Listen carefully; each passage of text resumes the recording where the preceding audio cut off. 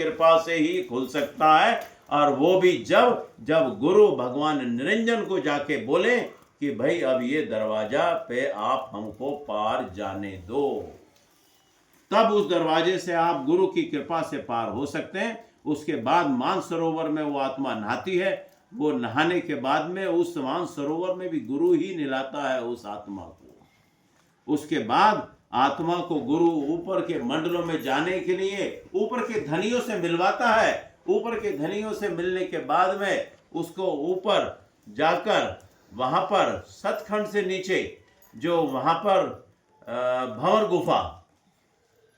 गुफा है, या कमलेश जी क्या है उसका नाम, भंवर गुफा ही है ना, कहाँ पे? सतखंड से नीचे भंवर गुफा है। भंवर गुफा में जाकर वहां पर सुनते हैं, स्वामी जी महाराज ने अपनी पुस्तक में लिखा है कि वहां पर एक बहुत बड़ा झूला है। उस झूले में वहां पर बहुत बड़े बड़े राग हो रहे हैं।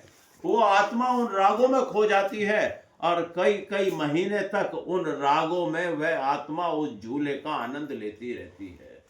वहां पर अनेक प्रकार के, बहुत अलग अलग प्रकार के वहां पर रंग महल हैं, अलग अलग प्रकार के महल है, हीरे पन्ने मोती जड़ित वहां पर अनेक प्रकार के बहुत बहुत प्रकार के रंग बिरंगे महल है। उन महलों में वो आत्मा घूमती है, आनंद लेती है, अपना प्रकट खुशी करती है, और उसके बाद में ये सब केवल और केवल गुरु की मदद से हो पाता है।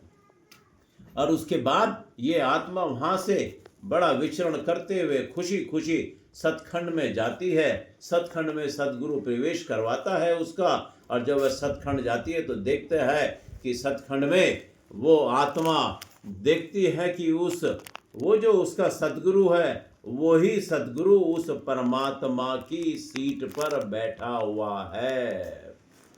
तब उसको बहुत शर्म आती है कि मैंने गुरु को पूरा नहीं समझा, मैंने गुरु के प्रति अपनी निष्ठा पूर्ण नहीं रखी, मैंने गुरु के प्रति पूरा मान सम्मान नहीं रखा।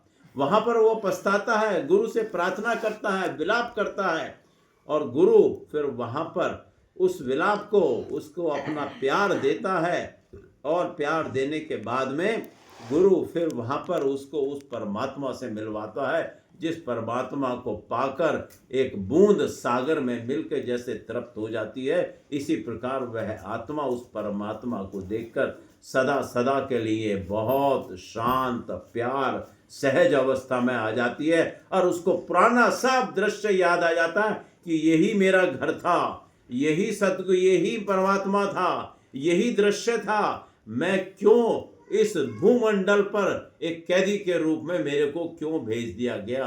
वह आत्मा विलाप करती है परमात्मा से, और अपने विलाप को कहती है, और परमात्मा को पाकर वह बहुत खुश हो जाती है और सदा सदा के लिए सुखी हो जाती है। तो ये सारी चीजें गुरु की कृपा के बिना संभव नहीं है। गुरु हमें क्यों चाहिए, यही बात जो आज प्रश्न किया गया था उसी का उत्तर ये दिया गया कि गुरु हमको स्थूल सूक्ष्म कारण ब्रह्म पार ब्रह्म और भंवर गुफा और सतखंड हर जगह गुरु की हमें जरूरत है। बिना गुरु के हमारे लिए ये मंजिल पार करना अपने आप में असंभव है। तो यही इसका उत्तर था जी। अब सब मिलकर बोलो जी, राधा स्वामी दयाल की दया, राधा स्वामी सद्गुरु सहाय जी।